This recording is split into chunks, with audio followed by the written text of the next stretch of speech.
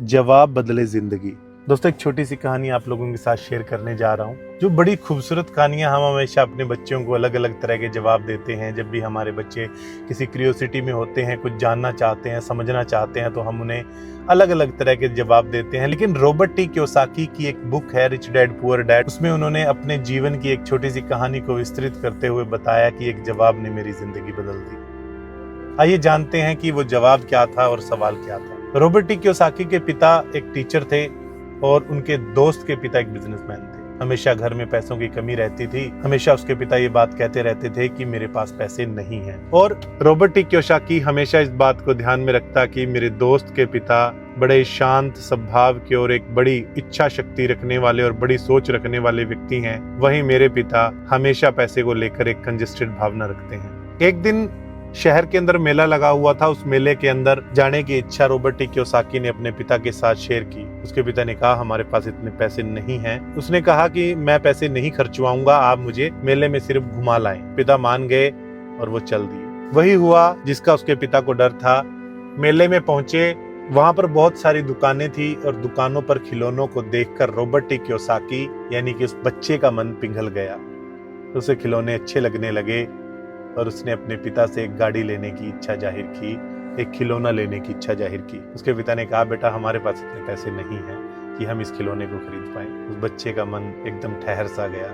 आपको पता है कि बच्चों को कितना प्यार होता है छोटी छोटी चीजों से। घर आया, बड़ा परेशान था। लेकिन कुछ दिनों बाद रॉबर्ट टी कियोसाकी के दोस्त ने उससे कहा कि मेरे पापा मुझे मेले के अंदर लेके जा रहे हैं, क्या तुम साथ चलना चाहोगे? उसने बड़ी खुशी से गर्दन हिलाते हुए कहा, हाँ मैं तुम्हारे साथ बिल्कुल चलूंगा। और जैसे वो दिन आया, उनकी गाड़ी में उनके साथ मेले के अंदर चला गया। लेकिन वही गली, वही दुकान और वही गाड़ी, वही खिलौना देखकर उसका मन फिर से लालायित हो गया। उसने कहा, अंकल मुझे ये गाड़ी लेनी है। अब पैसे तो उसके दोस्त के पिता के पास भी शायद नहीं थे या थे, लेकिन यहाँ से पूरी कहानी ही बदल जाती है। जो रॉबर्ट टी कियोसाकी अपनी जिंदगी का पूर्ण हिस्सा बताते हैं कि उनकी जीवन यहाँ से बदल गया। जो जवाब उनके दोस्त के पिता ने उनको दिया, उन्होंने कहा कि अंकल मुझे ये गाड़ी लेनी है, मुझे ये गाड़ी चाहिए। दोस्त के पिता ने कहा कि बेटा आपका सवाल गलत है। उसने कहा, मेरा सवाल गलत है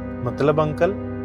उसने कहा, बेटा आप ये पूछिए कि मैं इस गाड़ी को कैसे ले सकता हूँ। बच्चे ने कहा, अंकल मैं इस गाड़ी को कैसे ले सकता हूँ? दोस्त के पिता ने कहा कि तुम पैसे कमाकर ये गाड़ी खरीद सकते हो। रॉबर्ट टी कियोसाकी ने कहा कि मैं पैसे कमाकर ये गाड़ी खरीद सकता हूँ? दोस्त के अंकल ने कहा, बिल्कुल तुम पैसे कमाकर ये गाड़ी खरीद सकते हो। छोटे से जवाब ने एक इंसान की जिंदगी बदल दी और रॉबर्ट टी कियोसाकी को 9 साल की उम्र में पता चला कि वाकई मैं भी पैसे कमा सकता हूँ। और दोस्तों, उसी समय से छोटे छोटे बिजनेस करने की शुरुआत, छोटे छोटे आइडियाज उनके दिमाग में आते गए। और आज के समय में रॉबर्ट टी कियोसाकी लिखते हैं कि इस सवाल के जवाब ने मेरे जीवन को पूरी तरह से बदल दिया।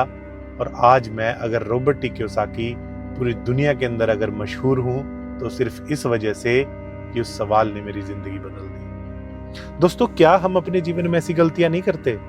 क्या हम अपने बच्चों के सवालों के जवाबों को अच्छे से देते हैं? अगर हमारा बच्चा पूछ ले हमसे कि पापा मैं ये करना चाहता हूँ, तो हम कहते हैं तेरे बस की बात नहीं है, चुप करके घर पे बैठ जा, वो औरों के बच्चे हैं जो कर लेते हैं। हम अपने बच्चों के पंखों को खुद काट देते हैं। हमारा बच्चा कोई बिजनेस करने की बात करता है तो हम उसके साथ बैठ के ये डिस्कस नहीं करते कि ये कैसे होगा, किस तरीके से होगा, आपके पास कोई प्लान है इसके बारे में? अगर आप ये पूछ लें तो शायद उसके पास अगले दिन प्लान भी होगा।